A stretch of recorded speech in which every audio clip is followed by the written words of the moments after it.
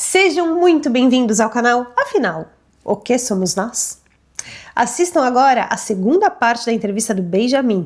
Se você, por acaso, perdeu a primeira parte, não tem problema, é só acessar o link que está disponível para você aqui em cima e também na descrição do vídeo. Vai lá, confere a primeira parte e volta aqui para assistir a segunda. E se gostarem, por favor, deem o like, compartilhem com os amigos, se inscrevam no canal. Isso ajuda muito a mensagem chegar a mais pessoas. Você vai amar.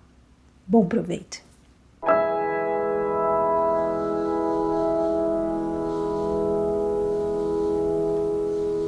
Eu queria começar a nossa conversa aqui de perguntas e respostas com você comentando sobre o e-mail que você me enviou, no qual parecia que você tinha feito algumas reflexões que levaram você a pedir perdão para pessoas que eventualmente você tivesse prejudicado ou não. Por favor, me corrija se eu tiver com uma lembrança um pouco deturpada do e-mail, mas se você pudesse, por favor, me falar sobre esse e-mail. Por que você escreveu daquela forma? Cada imagem que eu vi ali era para me mostrar, tá? Parecia um ensinamento. Ó, você tem que ver isso aqui. Você tem que passar por isso. Então, eu entendi que eu estava passando por algum tipo de sofrimento que eu poderia ter causado ou causei indiretamente para pessoas ao longo da minha vida, ou culpas, né, de uma certa forma. Então você enxergou uma relação entre algo que você possa ter feito em cada uma das cenas que você vivenciou. Exatamente. O que eu senti foi isso, que eu tinha que ver, eu tinha que sentir na pele aquelas cenas, porque essas pessoas de preto que me mostravam essas cenas, ou às vezes até certa vez blefavam. Eu não vi maldade nelas. Era como se elas estivessem me orientando, me educando de uma outra forma. Se não é por bem, você vai ter que aprender por mal. É assim. Como se fossem orientadores. Sempre de preto? Toda vez, sempre de preto. Era como se fosse para que você pudesse identificá-los. Chegaram os orientadores. Mais ou menos isso, sempre de preto. Algumas pessoas relatam em entrevistas verem um filme da vida. De uma certa forma, parece que a sua experiência é um filme das vidas. Exatamente. Quando eu vejo os relatos, né, as pessoas falam que passou um filme da vida inteira dela em questão de segundos ou minutos, né? Para mim foi das vidas. Só que demorou mais, né? Cada cena demorava um pouco mais do que aquele flash, né? Eu sentia, eu sentia aquele medo, agonia, do mesmo modo que eu não sei explicar o bem-estar, né? É inexplicável. O bem-estar que eu tive no final, eu não consigo explicar esse mal-estar que eu senti nessa parte que eu sofri até chegar naquele ponto da luz. Processo dolorido. Você trabalha com segurança pública. Sim. Você tinha ou tem medo da morte? E isso mudou de alguma forma com essa experiência tão longa? Na verdade, medo da morte eu nunca tive. O que eu sempre questionei na morte, assim, eu preciso, antes de morrer, eu preciso descobrir alguma coisa da vida. A verdade sobre a vida, o que é a vida. Você achava que havia alguma coisa depois que você morresse, ou você achava possível que não houvesse nada? Não, sempre soube, sempre tive certeza disso. De que havia? De que sempre. Algumas coisas que eu vou falar aqui parecem até o plágio de outros relatos, né? Mas eu tinha 10 anos de idade. E meu pai era tapeceiro e eu ficava com ele na tapeçaria, ajudando ele nas confecções de sofás, e ele contava histórias para mim, Só que a história dele nunca terminava. Era para me prender ali, para prender a minha atenção ali. Todo dia era continuação da mesma história, só que a história dele era viagem para outro planeta, era astronautas, ele tinha essa simpatia por isso. E uma vez eu pensei, parei e pensei, falei assim, caramba, se Deus criou o mundo, criou todas as coisas, quem criou Deus? Só que eu fazia essa pergunta para mim, parecia que eu estava em transe. E meu pai me chacoalhava, falava que você parece filho de coruja, porque pensa e não sai do lugar. E eu, desde pequeno, eu tinha essa pergunta, né? E até hoje eu sempre trouxe isso aí comigo. E essa experiência longa, de alguma forma, tranquilizou você nesse quesito desta pergunta? Sim, em parte tranquilizou e gerou mais dúvidas ainda do que eu já tinha, né? Quer dizer, você tem uma resposta, mas no fim você gera mais dúvidas ainda.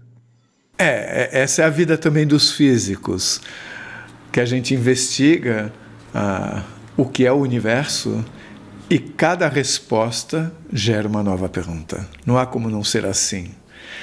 Aliás, eu acho que todos os físicos ficariam muito frustrados se em algum dia eles sentissem que sabiam tudo.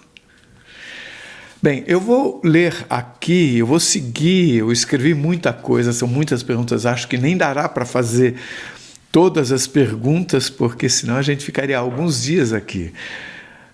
A primeira coisa que me chamou a atenção é quando você falou que o problema foi a dor mental. Isso quer dizer as experiências que você teve, a dor que você sentia, essa dor mental durante as experiências. Exato. A dor foi isso. A única dor que eu senti foi isso. Então você não sentiu serenidade, pertencimento, paz, esses sentimentos que muitas vezes as pessoas relatam sentir durante a EQM? Porque você teve, sim, uma EQM, você teve o que se pode definir como EQM, isso você não teve, né? Esse sentimento, essa sensação de paz, tranquilidade, pertencimento, não existiu na sua experiência, né? Não. Só dor. A experiência foi só dor. A única sensação de paz foi só quando eu cheguei na luz. Aí na luz, sim, aí eu senti essa sensação de pertencimento, de tudo, de compreensão. Parece que foi uma sequência de situações ou flashes, como se fosse um filme das vidas, né? Conforme nós falamos aqui, para lá na frente chegar numa situação onde você então encontrou aqueles seres. Nesse decorrer, nesses flashes primeiros, você nunca se sentiu acompanhado por alguém, um ser que estivesse ao seu lado te acompanhando? Não, nunca. Em nenhum momento. Nenhum momento eu tive essa sensação. Você comentou das palavras cruzadas logo na primeira cena, no primeiro flash. Foi falado que não ia dar tempo. Não ia dar tempo para quê? O que você sentia na hora que aconteceria por não dar tempo? Nós sabemos que você foi para outra cena, mas naquele momento, o que você sentia? Bom, eu senti que, para eles estavam tentando ali, esse pessoal, me socorrer ali. Como eles falaram, eles me transferiram de volta, leva de volta. Mas não era uma cena de uma vida que você teria vivido.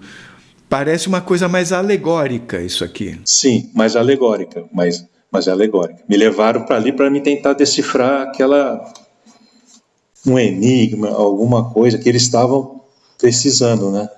Foi aqui que surgiram os números 22 e o outro, não me lembro qual era. 69, não, esse foi no parque. Esse foi no parque de diversão. Nessa cena você não viu ninguém conhecido, né? Sim, eu vi essa pessoa que apareceu lá a primeira vez, lá no leito, na caverna, né? Apareceu na rocha, na rocha oca. Tá, a rocha oca que ainda não apareceu nesse momento aqui. Não tinha aparecido. Você está falando que a pessoa que aparece lá na frente, na rocha oca, já apareceu aqui. Sim, aparecia ali. Aí você viu uma cena com a sua mulher no sofá, magra, e a sua filha. Você sente aí que é uma cena do futuro, naquele momento em que você a viveu. Sim. É interessante, então, que esses flashes, eles combinavam cenas do passado, cenas de outras vidas, com cenas do futuro.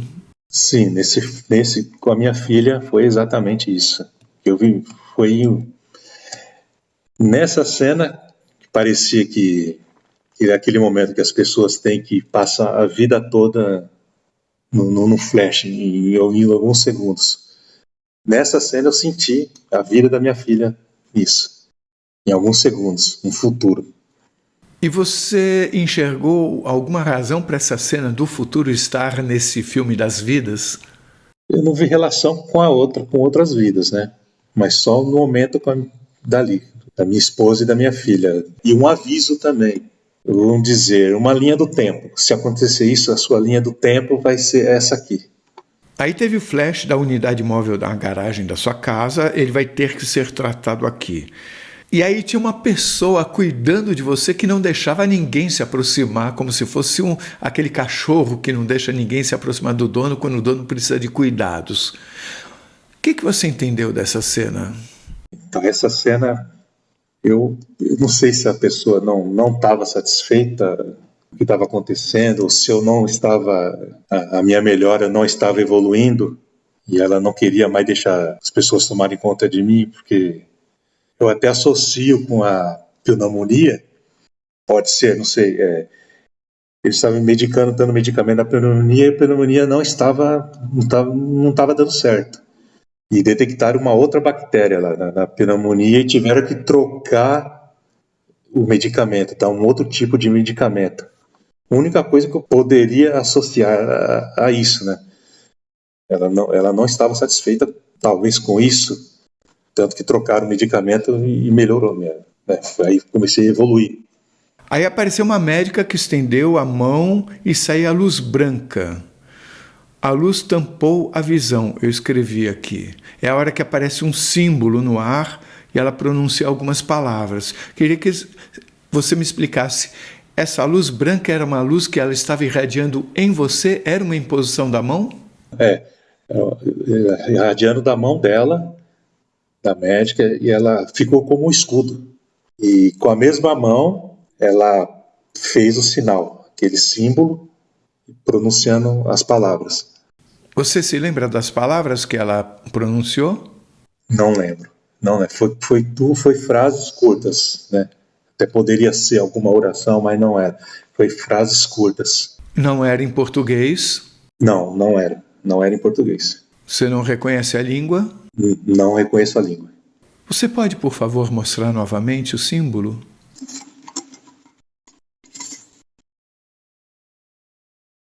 Eu desenhei mais ou menos a luz, né? E ela, o cabelo dela, ela de frente para... Ela estava de costas para você?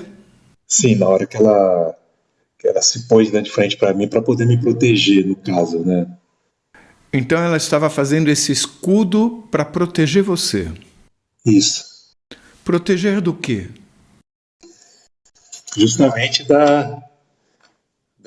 daquela pessoa que estava ali para observar e acabou atrapalhando, no caso, né? Impedindo de você continuar o tratamento ali. E ela tinha o cabelo violeta. Tinha o cabelo violeta. Interessante é que tem algumas pessoas sempre vestidas de preto e algumas mulheres sempre com cabelo violeta. Sim, sempre com cabelo violeta. Aí tem duas situações que parecem se referir a conflitos armados, que seria quando você está em aeronaves. Na primeira vez, quando a pessoa fala "ayúdame", que é espanhol, você acha que isso seria em alguma época específica? Sim, realmente, porque a roupa dos soldados, né, era uma roupa mais antiga do que do que a atual. Era uma farda antiga, né? Você não tem uma sensação, era nessa época, isso não. Você está tentando construir a partir da língua e do uniforme. Sim, sim. Nessa época não era. E a partir daí você diria que era quando?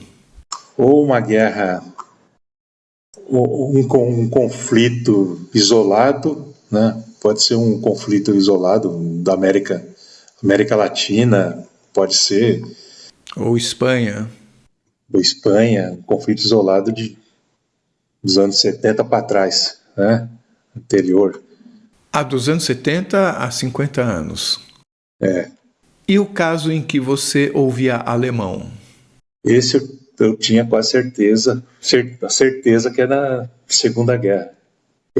Parecia que a gente estava ali para fazer uma sabotagem, achar uma espionagem, alguma coisa desse tipo, assim. E eles eram inimigos, né? No caso, os alemães eram inimigos. Os alemães eram os inimigos nesse caso? Tanto que fomos alvejados por eles, né? Você não sabe de onde você era nesse caso? Não sei. Num dos momentos que você voltou, porque essa foi esses flashes, eles não eram costurados um no outro, né? Às vezes você comentou que você acha que de vez em quando você dava uma passadinha nesse mundo e voltava para lá para um novo flash, né? Sim. E numa dessas passadas aqui você escreveu a palavra ilusão. Seria possível a gente falar que lá é a realidade e aqui é a ilusão? Bom. A sensação de lucidez que você tinha lá era comparável com a lucidez que você tem aqui? Naquele momento, lá era o mundo real. E aqui na verdade, era só uma passagem. Porque eu estava mais preocupado estava interagindo mais lá do que aqui. A ilusão que eu quis dizer naquilo é que estava preso entre os dois mundos. Eu não conseguia fixar, não conseguia estar num ou no outro definitivo. Isso quer dizer que você não tinha poder de escolha? Não tinha poder de escolha. Para mim, eu estava preso no tempo. Porque eu ia e voltava. Mesmo com os flash, não tinha uma sequência, mas eu voltava. Mesmo o flash era uma continuidade daquilo que eu estava passando.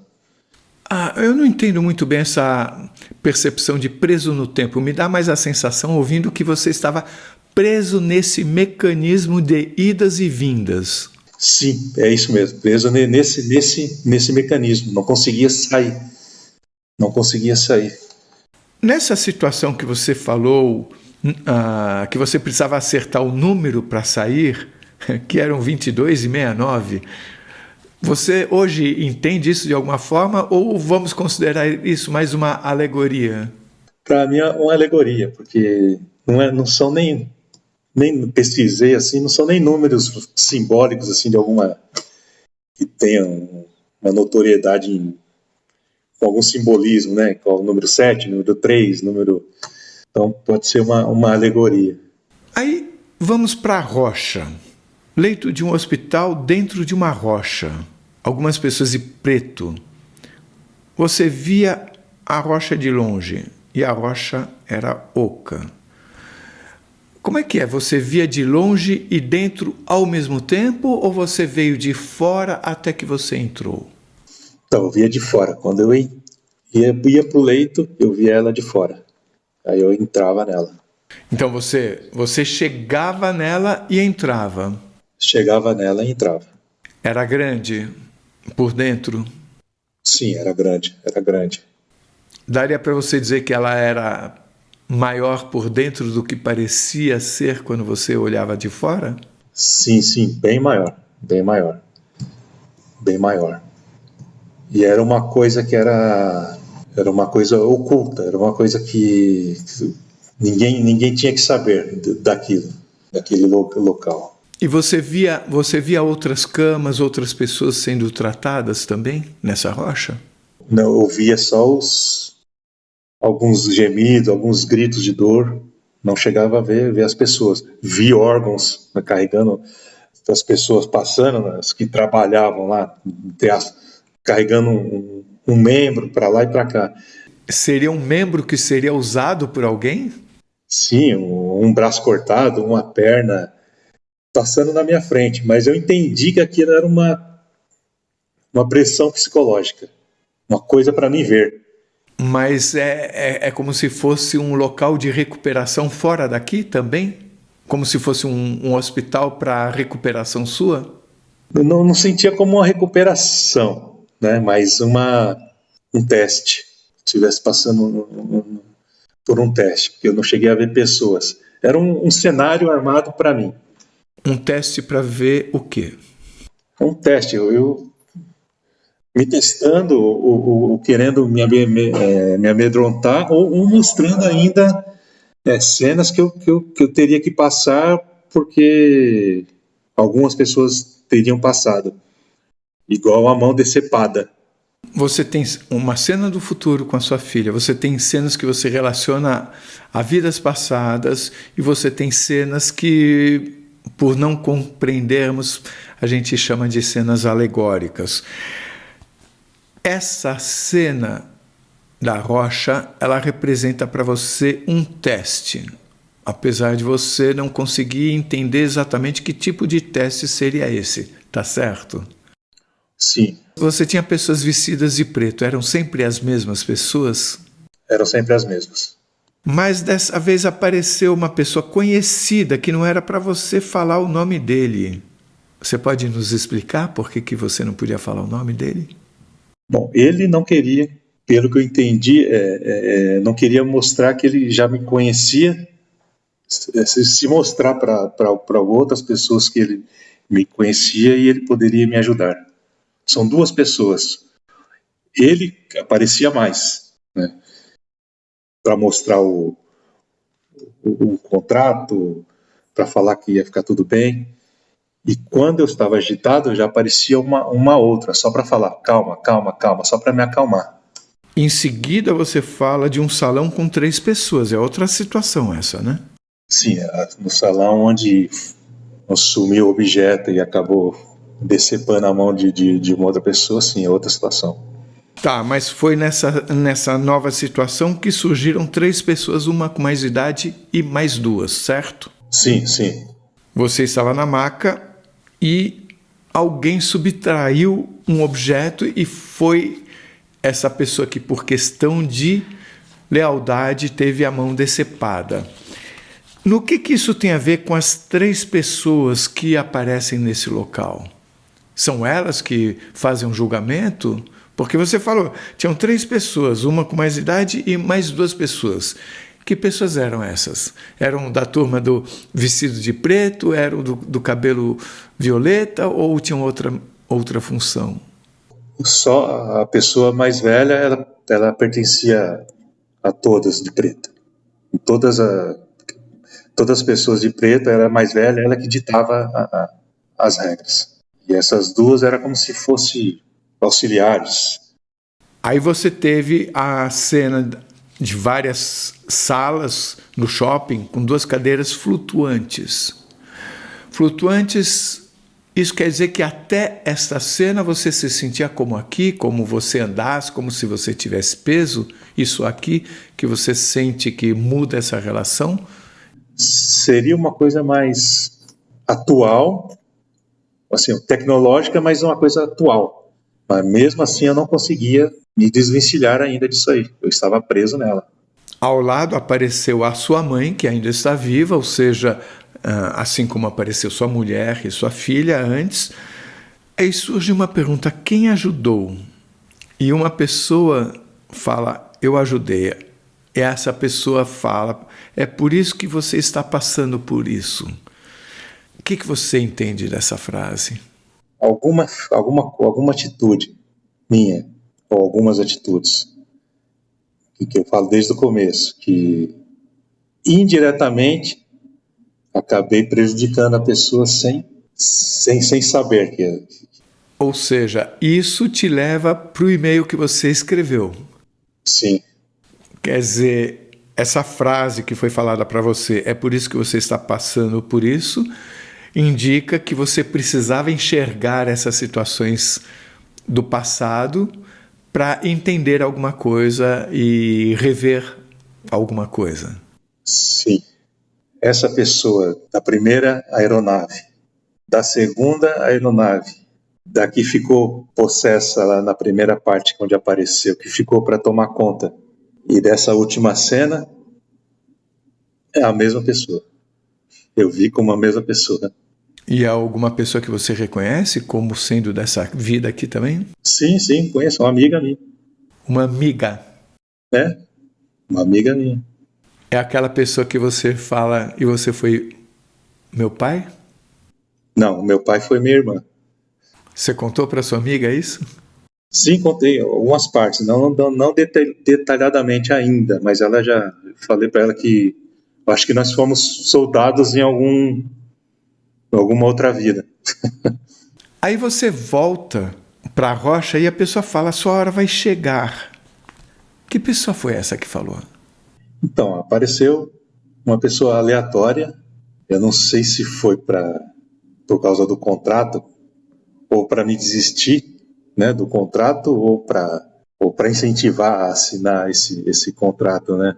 Mas o contrato não tinha sido falado ainda. O contrato ainda vem a seguir. Estava ainda bem a seguir. Então. Mas você já sabia de contrato? Não, ele falou que antes de eu assinar, eu falei que eu teria que fazer um acordo. Mas isso é depois, né? Nesse momento que você está falando, que a pessoa fala, a sua hora vai chegar, você responde, faz logo. Você começa a se debater. Isso, eu falei para ele, acaba logo com isso, então. Aí apareceu um amigo para te acalmar que diz que vai ficar tudo bem. Sim, que ia ficar tudo bem. Tem essa cena, vamos para a próxima, onde você está no shopping, flutuando. Sim. Aqui vale a pena a gente falar um pouco mais, porque você fala que uma das telas parou. Que telas? Nesse momento, parece que se aproxima do conceito de filme da vida? Sim. Estava passando várias telas nesse local, né? E por todo, ao redor, várias telas flutuando, né? Mas é como se você tivesse entrado num local físico, tipo um cinema?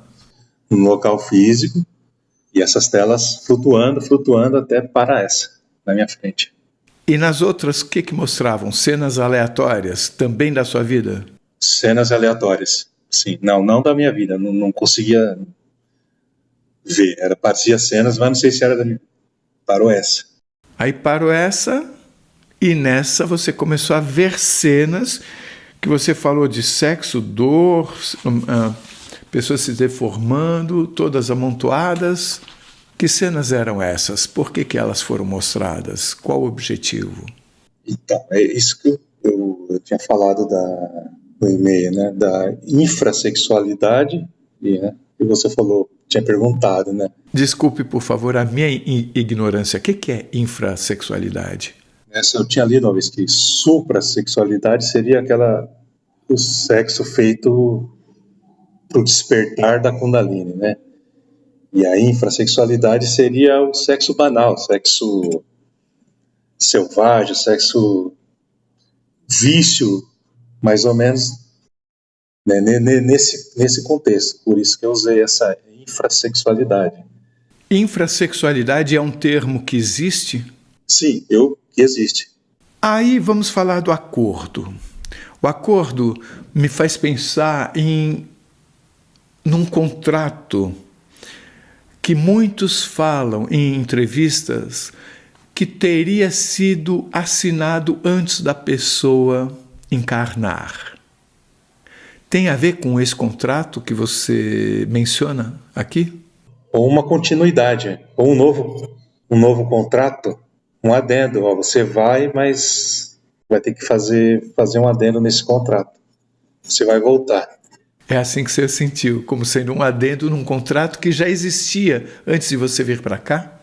Sim, porque assim que eu assinei o contrato, eu me libertei, eu consegui sair da maca e pular no prédio, coisa que eu não consegui desde o começo. não conseguia me livrar. E aí você voltou para o prédio em que uma pessoa foi morta ao seu lado, né? Sim, a pessoa foi morta ao meu lado, antes de assinar o contrato. Depois que você assinou, tudo mudou? Tudo aí mudou, aí depois que eu assinei que apareceu a luz, né? Aí a experiência da luz. E o interessante é que nessa fase da luz, eu já não estava mais correndo perigo de vida, assim, aqui, né? Fisicamente, mas já não estava correndo mais, eu já estava instável. Eu já tinha sido destubado, eu já estava respirando normal. Ah, então você vê uma relação entre o contrato e uma evolução da sua situação física aqui. Não foi uma coisa que você viu a luz, volta, agora você vai reagir. Eu já tinha reagido nessa fase. Então eu tinha que terminar nessa sequência. É um virar de página total na sua história, a assinatura desse adendo do contrato. Sim, totalmente. Você foi para o prédio, você pulou do prédio, só que flutuou, não é isso? Isso.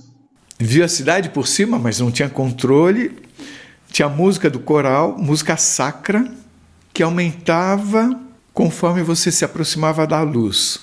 Você pode me explicar essa luz? É essa luz que você chama de Deus? A sensação relacionada com a luz. A sensação chame de Deus. Que cor que era essa luz? Era uma luz fria, lâmpada Tipo azulada? Azulada, uma luz mais fria, e era como se fosse era um turbilhão. Tem uma cena do Dante Alighieri, da Divina Comédia, não sei, uma imagem do Gustave Doré, que aparece um turbilhão de anjos dentro de uma luz semelhante a isso. Ou seja, você sentia haver um movimento nessa luz, não era uma luz estática. Sim, não, movimento da luz e dos seres em volta, das pessoas que se transformavam em pequenas luzes douradas. E de onde vinham essas pessoas que se transformavam em luz? Eram pessoas que estavam morrendo? Que haviam morrido? Sim, pessoas que haviam morrido, porque as pessoas que quando eu estava flutuando, eu vi várias pessoas também indo na mesma direção. E eu vi elas entrando na luz e já se transformando nessas pequenas luzes. Você chamou aqui de gotas douradas. Gotas douradas. É isso que se transformavam. Nesse momento você sentiu aquilo que eu perguntei lá na frente? Tranquilidade, paz, amor, pertencimento. Sentiu alguma coisa? Tudo. O pertencimento total. Parecia que eu sabia de tudo, sobre tudo, tinha compreensão de tudo. E como todo mundo, você esqueceu na hora que voltou para cá? Esqueci. O sentimento, sim. Você tenta lembrar, mas não... Fica lá, né? Fica lá. Você sabe que você teve a compreensão, mas a compreensão você não trouxe para cá. Não trouxe para cá. Você disse que você não entrou na luz, mas parecia que você era a luz. Sim, porque ela irradiava, né? Como ela brilhava, então eu estava próximo dela. Não entrei no turbilhão. Você se sentiu luz naquele momento? Me senti luz. Me senti pertencente a ela. Aí, de repente, você estava a 10 metros do portão. Eu já entendo que isso tem a ver com o fato de você não ter recebido a permissão de seguir adiante. Mas me explica esse portão e a luz. Como é que era a relação entre eles? Era um portal e do lado de lá estava a luz? Era isso? Na verdade era um portão mesmo. Portão com frestas de portão normal. Fresta de 15 a 15 centímetros, alto. Tá, mas ele se fechou na sua frente para que você não visse mais a luz? Você viu o portão? A sensação que eu tenho é que quando você viu a luz não existia portão. Não existia porque parecia que eu estava no alto. Eu estava no alto. Como eu vinha flutuando, eu estava no alto. Quando apareceu o portão, eu já estava na parte embaixo tocando o chão, o solo. Eu conseguia ver a luz ainda através do portão. Nesse momento, mesmo antes de aparecer o seu enteado, você já estava entendendo que, opa, acho que eu não vou? Não, ainda não. Eu ainda estava insistindo, porque eu ainda estava trazendo um pouquinho dali. Eu ainda estava de frente com a luz ainda. Aí você vê o seu enteado, vê o seu pai, e você resolve entrar mesmo assim, mesmo eles dizendo que não era a sua hora, apontando para você voltar, e tinha um cadeado no portão. Tinha um cadeado no portão. E aparecem dois seres, silhueta, que dizem: você não tem a chave. Também tinham o cabelo violeta?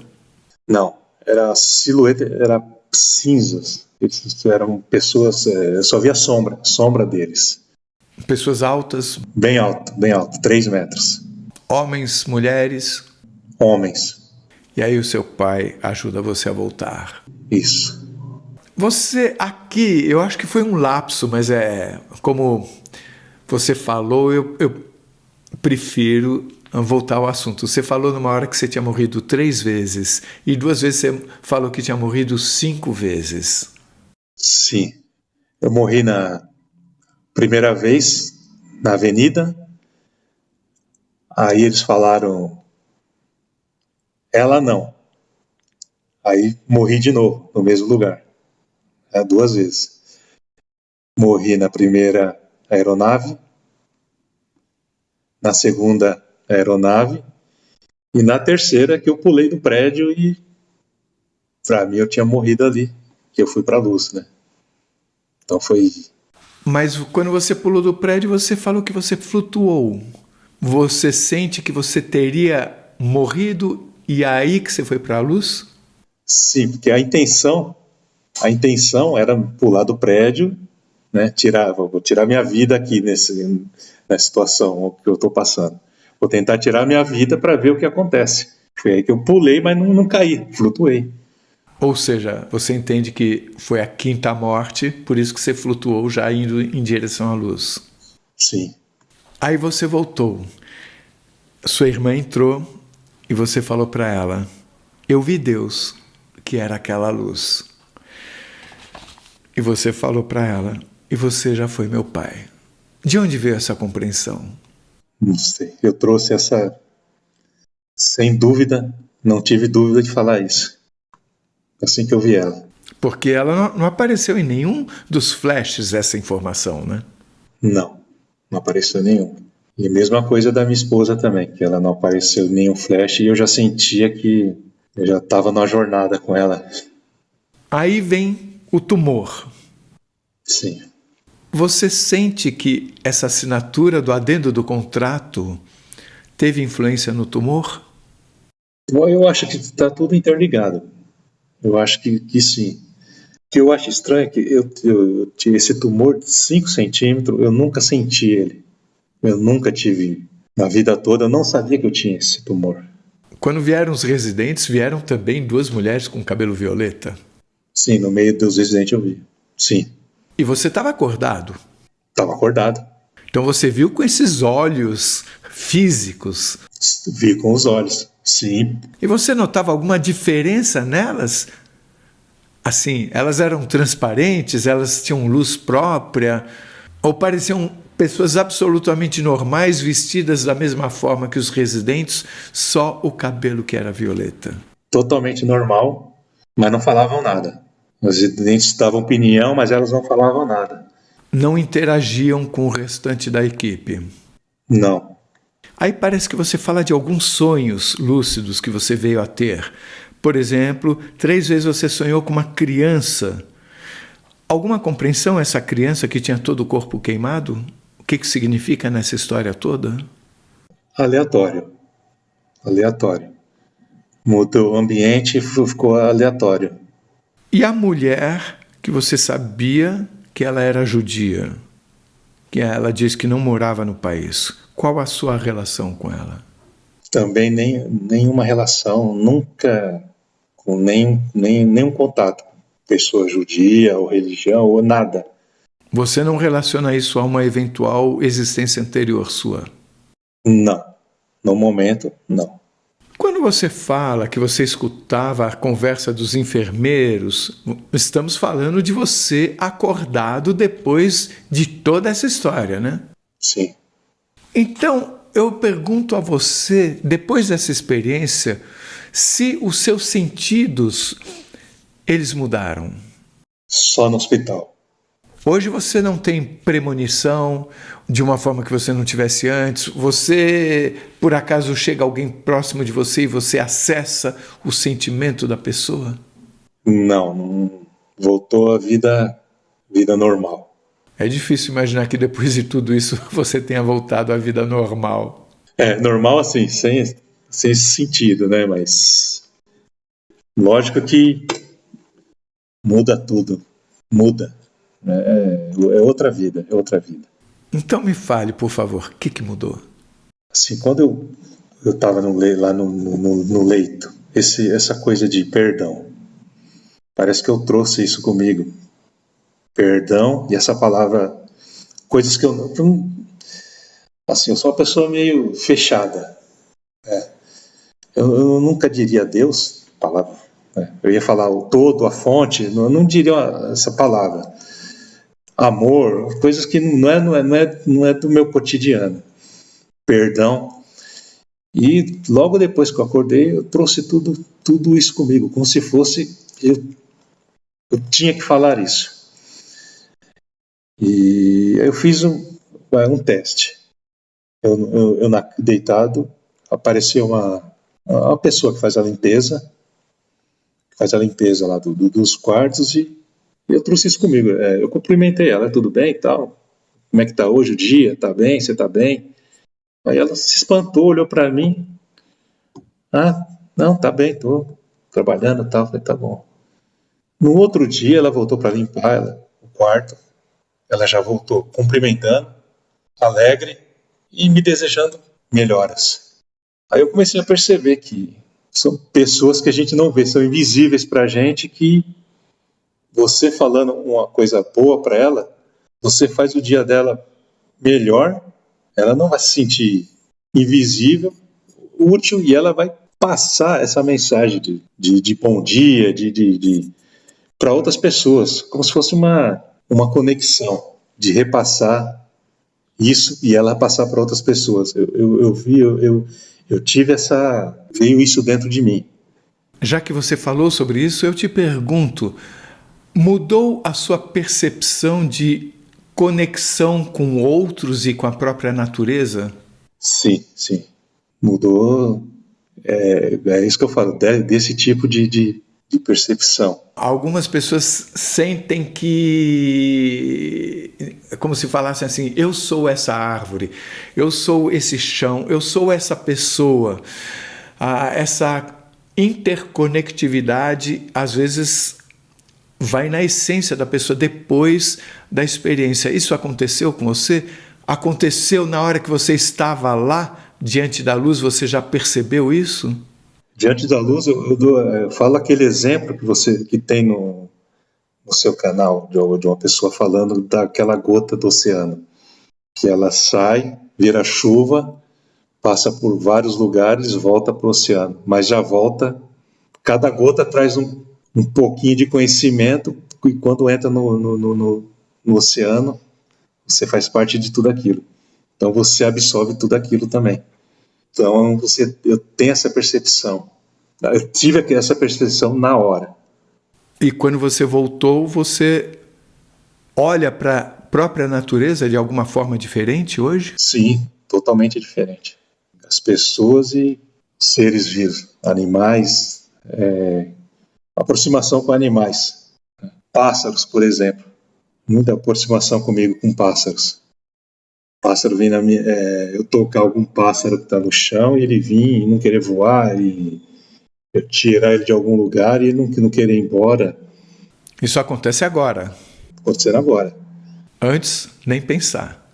Não, antes nem pensar.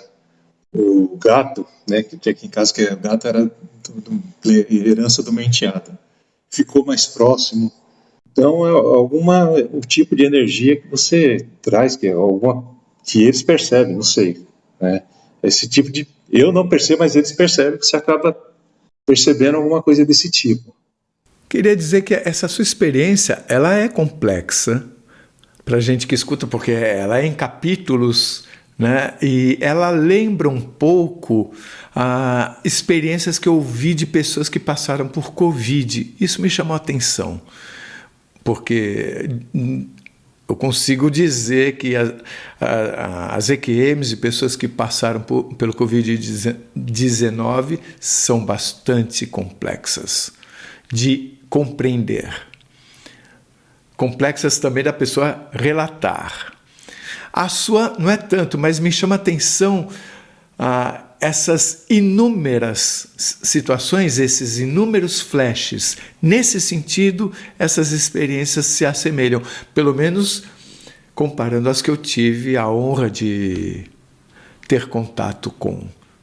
Pergunto para você, qual a mensagem que você gostaria de deixar para todos nós depois da sua experiência? Quisera eu que todas as pessoas tivessem uma EQM. É como sentir um pedacinho da verdade. Você sentir a realidade ali. Quisera eu, né, que as pessoas passassem por isso. Que as pessoas que até agora tiveram a EQM, compreender que uma porta foi aberta. Um sinal para essas pessoas. Algum tipo de sinal. Vou dar só um exemplo. Depois disso, vida normal. Eu achei que ia ser vida normal. Eu estava lá no hospital. Meses depois, uma pessoa por aplicativo, eu chamei uma pessoa por aplicativo, e ele perguntou para mim, você é paciente aqui ou você trabalha no hospital? Não, sou paciente. Ele me contou a história que ele perdeu a irmã dele, na mesma época que eu, com câncer, e ele não teve tempo de se despedir dela. Aí eu contei um pouco da história, ele falou, quisera ela ter tido a mesma chance que você. E eu falei para ele, a parte da luz e posterior, a parte de perdoar as pessoas e viver uma outra vida totalmente diferente. Ele me agradeceu, chorou igual uma criança e falou que ele tirou para ele foi uma mensagem, ele tirou uma coisa que ele não estava conseguindo se livrar, ele queria uma mensagem assim. Então, assim, para as pessoas que teve a EQM, teve essa experiência, tem que fazer alguma coisa. Por obrigação, eu acho que tem que explorar isso, não deixar de lado, saber o caminho, porque não foi à toa. E esse aqui é um farol. O canal, para mim, é um farol. De não só desse conhecimento, mas de outros conhecimentos, outras dúvidas e conhecimentos que estava escondido em outra linguagem, que está mais claro agora. Essa é a mensagem que eu deixo. Se você gostou, por favor, se inscreva no nosso canal, dê likes, faça comentários, compartilhe com seus amigos, toque o sininho, porque assim você sempre fica sabendo quando chega vídeo novo saindo do forno. E se você tem alguma dúvida ou passou por uma EQM e gostaria de compartilhar a sua história com o mundo, por favor, nos escreva. O nosso e-mail é afinal.oquesomosnós@gmail.com. Essa é uma nova fronteira do conhecimento humano. Vamos juntos atravessá-la?